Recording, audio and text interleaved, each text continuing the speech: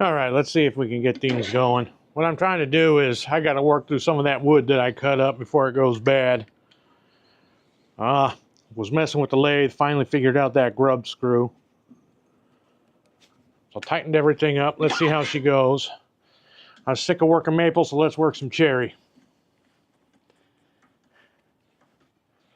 I don't think I'm going to production line run it because I don't know, I just don't think I'm quite right there yet. So we'll do one at a time and see what we can get out of it. Make sure everything looks good and try to treat it good before it gets cracked and all that. This still has the bark on it, so we'll start out this way. Hey, what's up, friends? It's Ray with Dogga Timberworks. See right there, that's that ABC, man. You got to have the contact with the tool rest before you put your tool into the wood. So, yeah, sorry for not getting the proper introduction, and I'm having to do a voiceover for the intro, but I don't know, I was flustered or something and was just trying to get going. Oh, I was tightening up the grub screw on the lathe and already started off on the wrong foot. But here we go. All right, so what we got on there is a chunk of cherry. It's black cherry. It's from here in southeast Michigan, and we are going to turn a once turned green bowl. Not feeling right. These are some of my favorite bowls for wood turning. I like to just turn them once, and if they warp, they warp. If they crack, they crack. To me, it's fun. It makes it kind of natural and organic looking.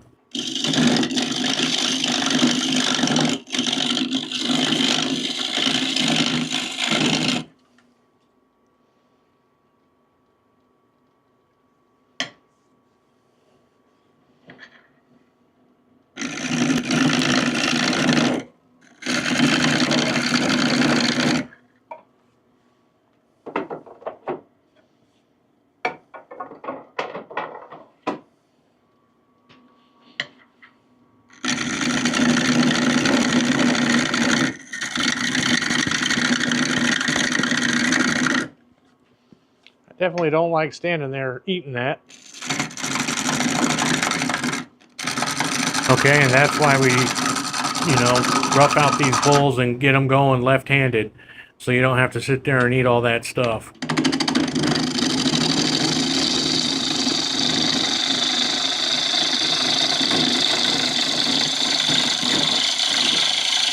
That's more of what we was looking for.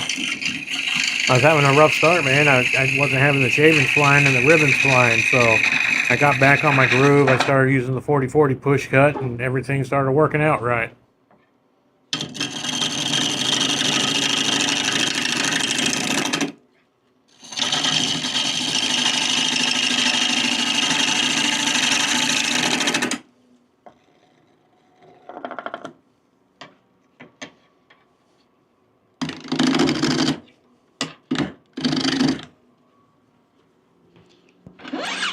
See, so again, I knew that there was a bunch of bark on the bottom. I wanted to get rid of it, so I stand and do it left-handed, stay out of the line of fire, and I don't get hit by this bark that's flying off.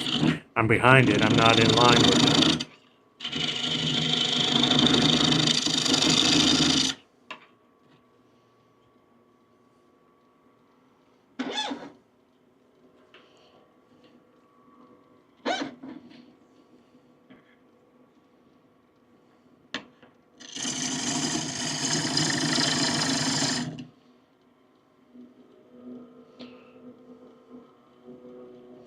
All right, we're up over 1,000 now.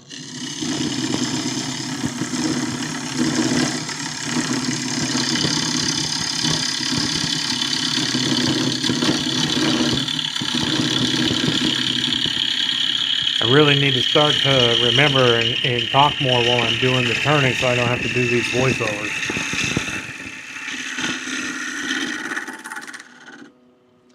I honestly don't know why I keep trying to stray away from the 40/40. This works so good. Just works good. I don't know. Should just ditch that 45 degree and just go with this.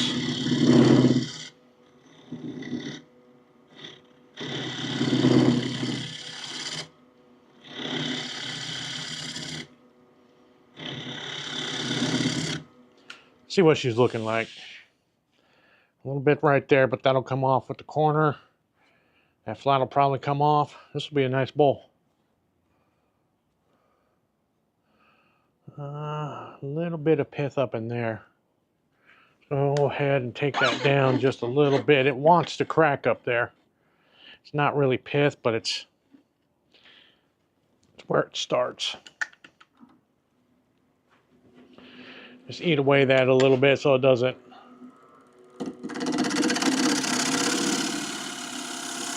progress.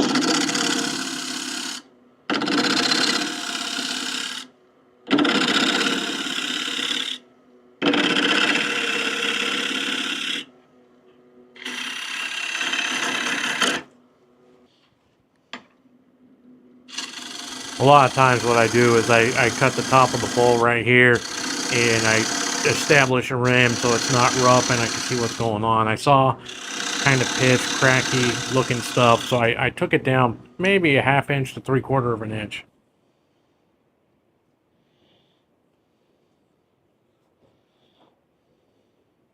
I think that's better. I think that'll get rid of a lot of the instability. And it looks like we could even go down just a little bit more. I don't know if you guys can see what I'm seeing. I don't know. We'll see. Take this bottom down a little bit more, get rid of that bark.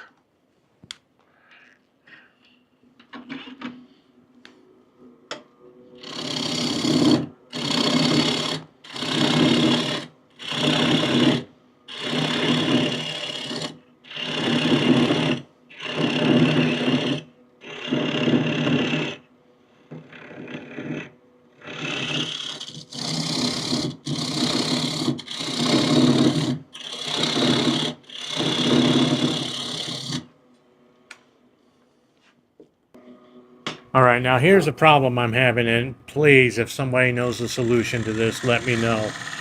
I turn on the floodlights, and they're LED floodlights, and I get these, black lines. Man, the lighting just screws up. It goes wonky. I'll get this black kind of shadow bar that goes up and down. When I move in and out, it flickers out. It really bugs me. I almost scrapped this video because of it. But I had already almost scrapped. I did scrap one other video because of it. It's getting to the point where I'll either have to ditch the floodlights or I don't know. I got to figure something out because it really bugs me.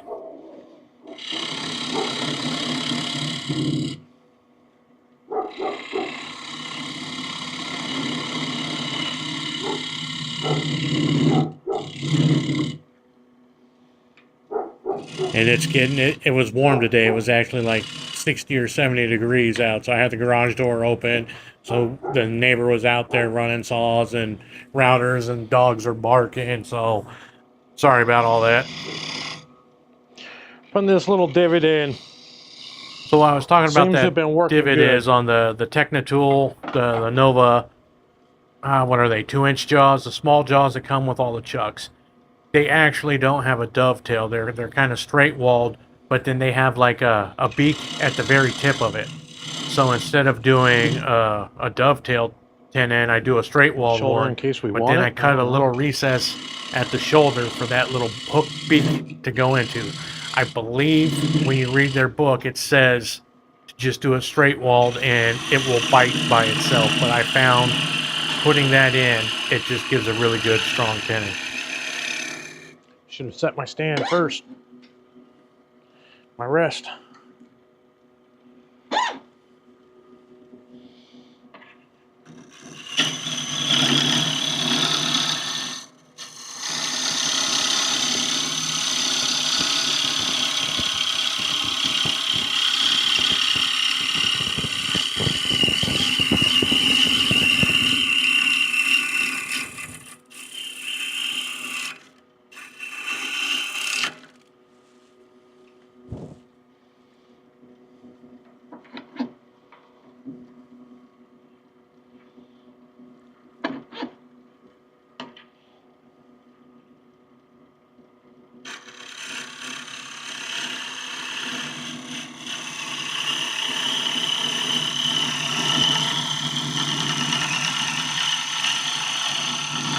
This is taking a while. I ain't no Stuart Betty. I can't hog out, you know, a ½ inch to 3/4 of an inch with one pass. It's a 14-inch lathe.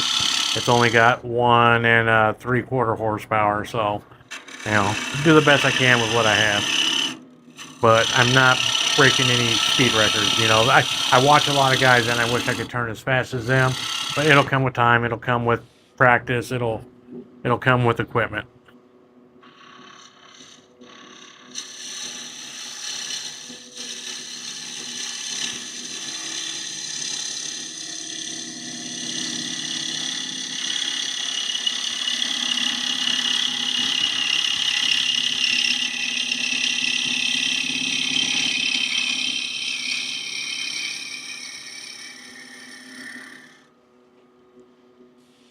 That feels good.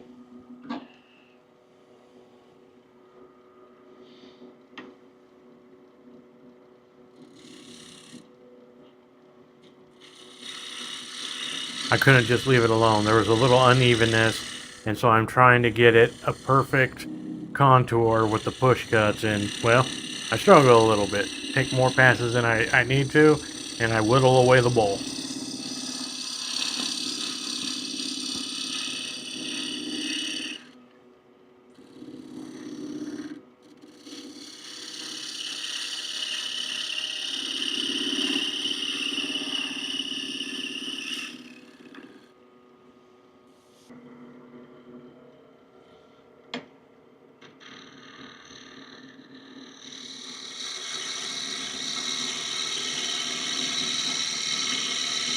I got away from doing the voiceovers the last couple of videos.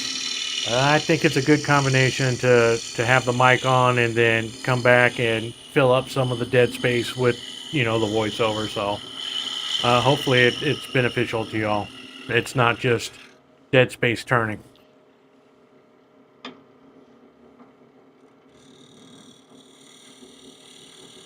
But as I'm watching the video and doing the voiceover, I can tell you, you know, what my thoughts are. Like I said, I'm just trying to perfect this contour, and it's taken a lot of passes. it's kind of funny to watch for me. You know, I'm just like, what was I thinking? What was I doing? But, you know, just trying to get better.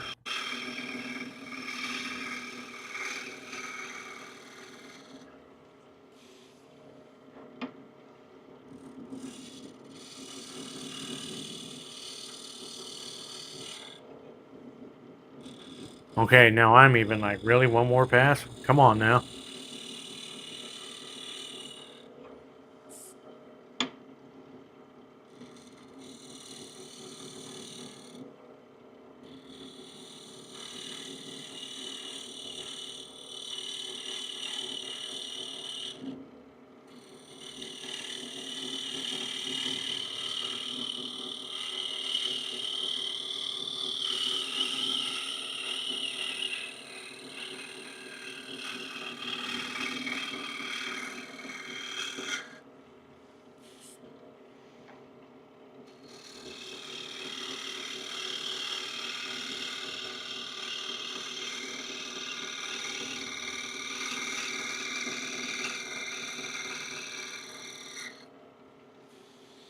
What a pain.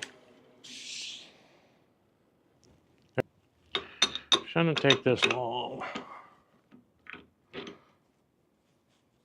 Duh. I'm all flustered. Yeah, so what had been happening was I turned a few bowls earlier, and I was having issues with the negative rake and the shear scraper on the outside.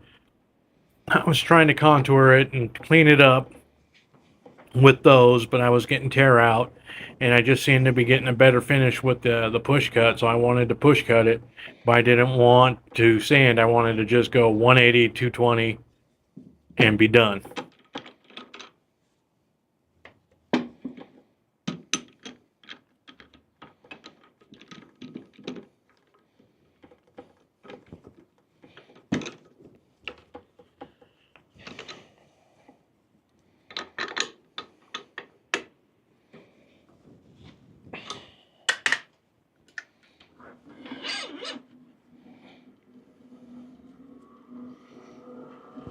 Okay, we got quite a bit of material to take away from this to even things up.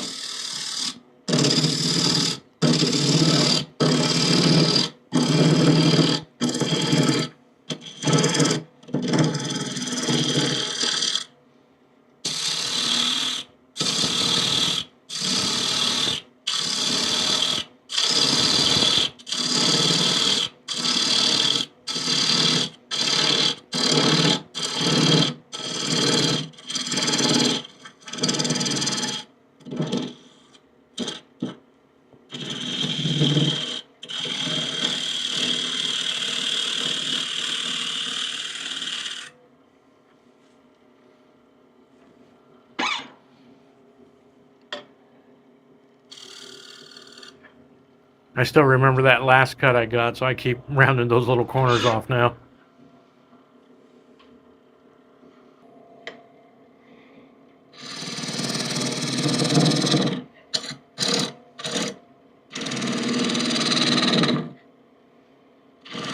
See, man, that lighting is really bugging me. Please, somebody tell me what that is.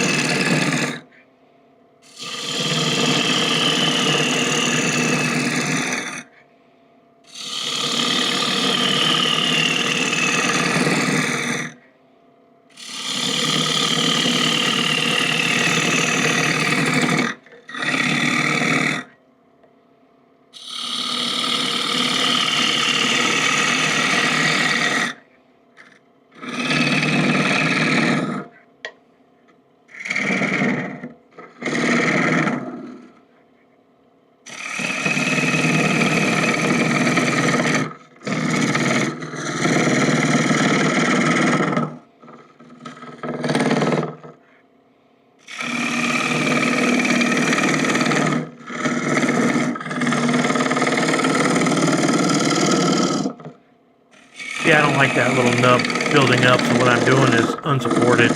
You know, I'm just muscling it through. I don't have bevel support, and I'm just roughing that nub out until I get down close.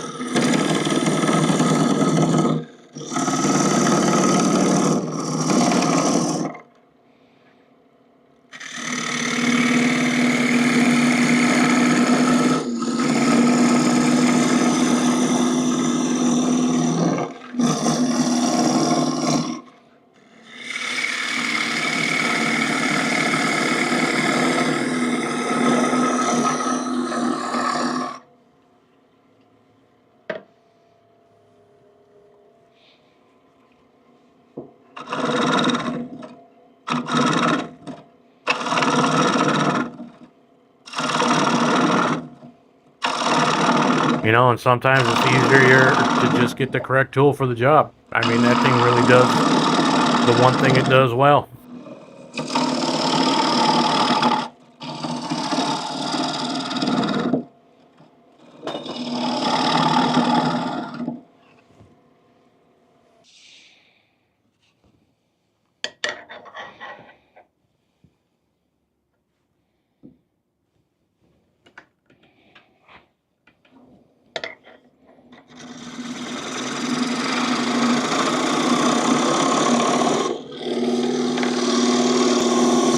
These deep bowls have been a struggle for me. I used to do a bunch of kind of wide, shallow bowls, and now I'm doing kind of narrower, deeper bowls. Just what I had available with the blanks at the time. I don't know exactly why or how, but these are really deep blanks that are shallow, so they make, I call them half Easter eggs, you know, like the long skinny half and the short round half. These are the long skinny ones, almost like a peanut M&M.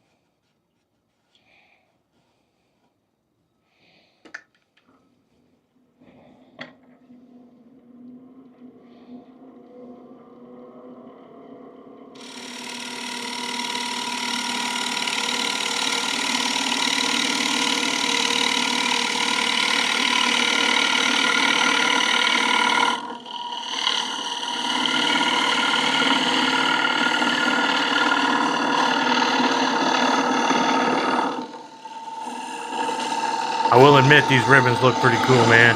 I'm filming this in 40 or 4K 30 frames per second. So I don't, it looks pretty cool.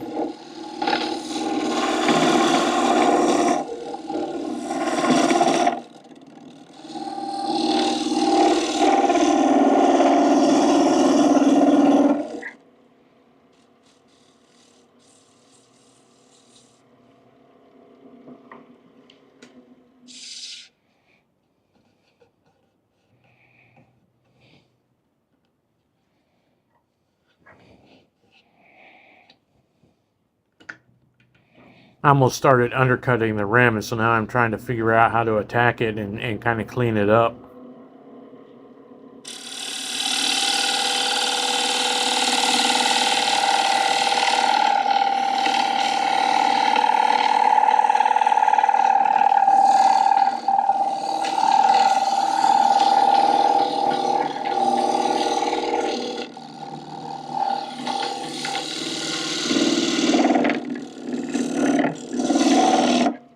Yeah.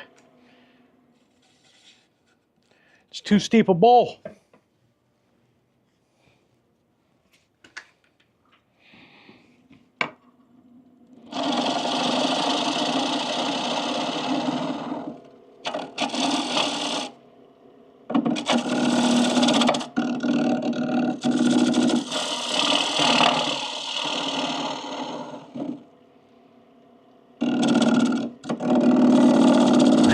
Quite got these steep bowls figured out yet. Even with that bottom feeder, I can't transition that out. I have to come back with the big Robert Sorby 1.5-inch bowl scraper to feather things out, smooth things over. I don't know. It'll take practice. It'll take some work, but I'll get there.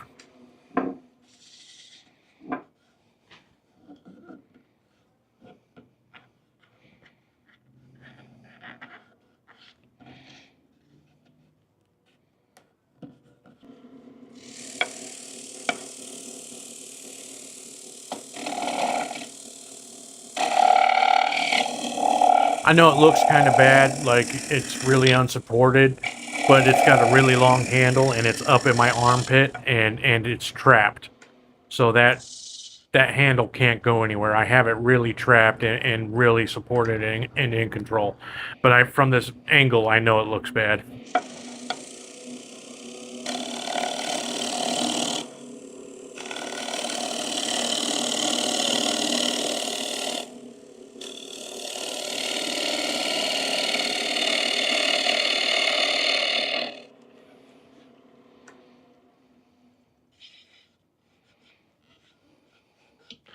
I don't know why I use anything other than this, man. This thing just works.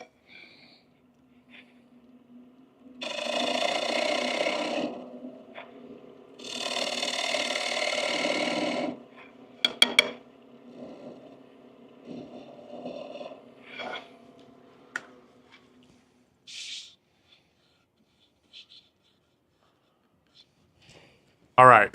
And you all know I hate sanding, so I ain't going to make you watch the sanding. I think anybody who puts sanding full speed in their videos for more than 30 seconds ought to be just kicked off YouTube and their license revoked. Sanding is the worst. I wish there was a way to not sand, period.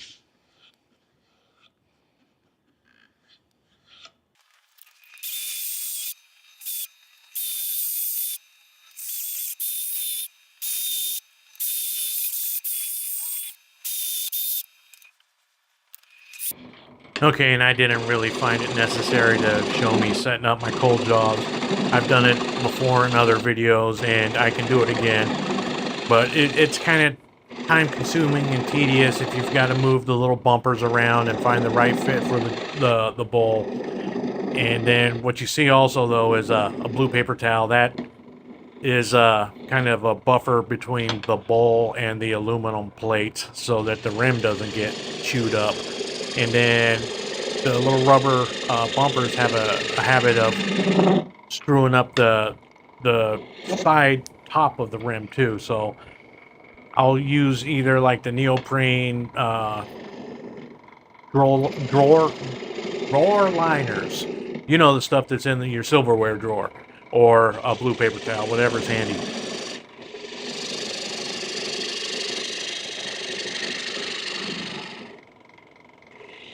One of these days I'll get me a vacuum jaw set up, or vacuum chuck set up. It looks fun.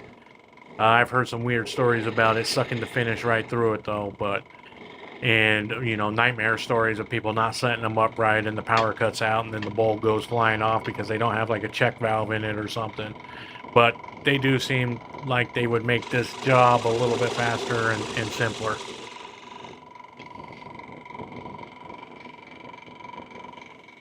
And that stupid grub screw worked its way back out again.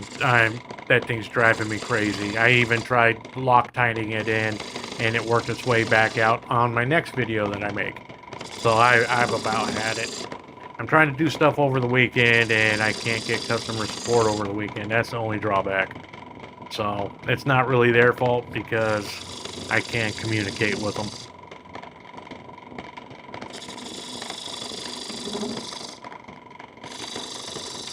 What I'm doing is I'm kind of feathering in like an Ogee curve down at the bottom. I kind of blended in the tenon and the bottom of the bowl, and then kind of went concave up into the tenon and then left an Ogee curve. So I figured it would get a pretty cool warpage out of it when it starts drying.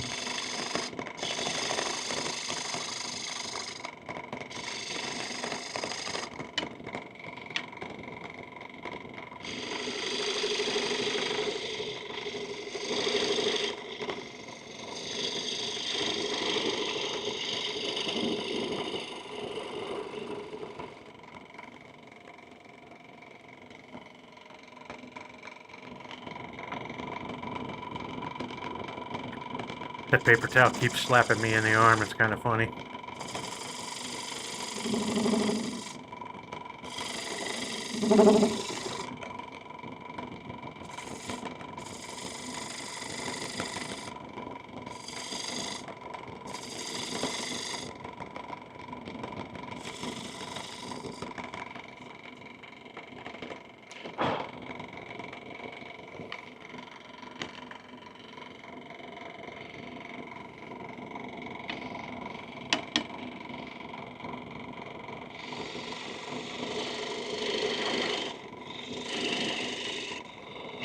Like I said, thanks for watching and sticking through with me, even though I'm flustered and kind of having a rough time with it. You know, if you enjoy the content and stuck around this long, go ahead and please drop me a like, subscribe, leave me some comments, please, especially if you know anything about that camera and the lighting issues I'm having. That would make things great. Y'all have a good one, and we'll catch you on the next run.